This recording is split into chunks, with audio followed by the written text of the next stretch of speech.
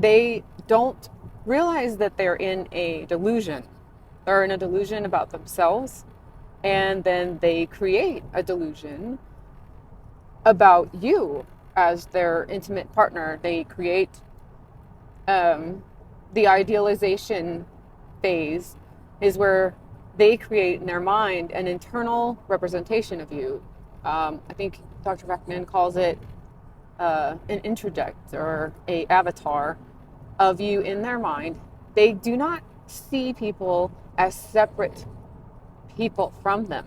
They can't, because there's no one there. There's not an ego within this person to separate themselves from the outside reality, the outside, not reality, but people in particular are internalized representations to the narcissist. So they do not interact ever with you. It is always to the internal representation of you. So, thus, the lack of empathy. You're not even a person to them. And you serve a purpose. You service them, and they grow to appreciate the way that you serve them, or the way that you participate in their delusion, in their fantasy, that makes them feel safe. If that's why they get so irate if you even slightly question anything that they're doing, because it's all a facade, and it threatens the whole show if you're like, wait a second, well, on you. And then that's usually what will trigger the degrade and discard mode. So you go from being a part of their fantasy where you're this perfect person and you're seeing yourself through their eyes and loving yourself through their eyes, because you're like, wow, yeah, I am this way and I am this way, yeah. And you then feel so secure and warm and like elated, like you would never even imagine. I'm like, how could anyone compete with with a show, anyone in the future? Which at this point, I get freaked out if I even think about being with anyone. How can I trust myself? How can I trust anyone else? What if, I'm super paranoid that everyone's a narcissist now. And I just want to be alone right now. It's been 4 months since the separation. So anyway, you get addicted. You get addicted like a drug to their view of you, and because it's just an incredible feeling. And then when they start degrading you and discarding you, and they start nitpicking you, and they start criticizing you about everything, and they even question your values, like accuse you of things that you would never ever do, cheating a lot, and not having empathy. I remember toward the end there, he accused me of not having empathy for my son. And and then you battle, and you battle. You're trying to defend yourself. You're like, no, but what you're saying doesn't matter, because you are fighting against a delusion. They've already got their mind made up that you are this way, and so you can't say anything to them because it's all based on a lie anyway, right?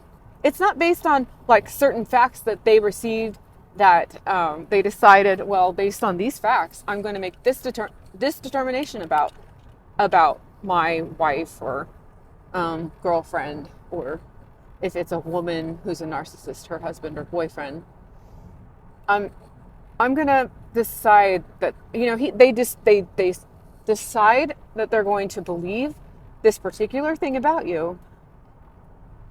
And since it's already based on a lie, you cannot defend. I would say things in so many different ways, trying to explain that the way that he saw something was wrong. No, I'm not into my ex-husband. No, I would never. No, I don't see it. I'm not into him. No, I'm not letting him lead me. No. He had decided that that was true. And it's all, according to Professor Vaknin, it's all unconscious. I can't say that word, I'm sorry.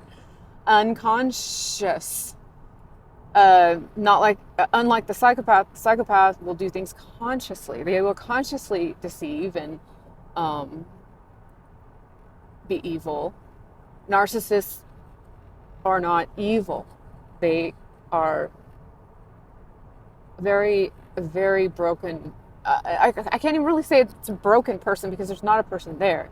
And I wonder if there's a spiritual element. Like if something happens in early childhood, and this is just my thoughts, I do not know if this is true. Something happens in early childhood where they check out of their body, and God perhaps takes them to the realm of heaven as a child. And then God, the body just continues on manipulating, going into manipulation and control, because now the body just has an id. According, with the Freud personality theory, the body is being ran by its nature, its forces, its desires, its, the carnalness is still there. The carnalness part of the person is still there. And then I wonder if that opens up that person's body or that person to demonic influence more so, with the ego gone, with the spirit gone, or whatever. If it's the soul, the spirit, that's the ego. Because I think that, psychologists, psychiatrists, all scholars, everything, they don't really understand what the ego is. It's not like we can point to some certain part of the brain and say that's where the ego resides. That's where the id resides. There's no physical proof of this. This is just all, that's why they call it personality theory. It's all theories. They don't understand it. And I think that's because it's spiritual. We are spiritual. The Bible says that we are spirit, soul, and body. That's what makes up who we are. So I wonder if the ego is the soul, and that when someone is traumatized to a certain degree when they are a child, if that soul leaves, but the spirit and the ego are the spirit and the body are still there.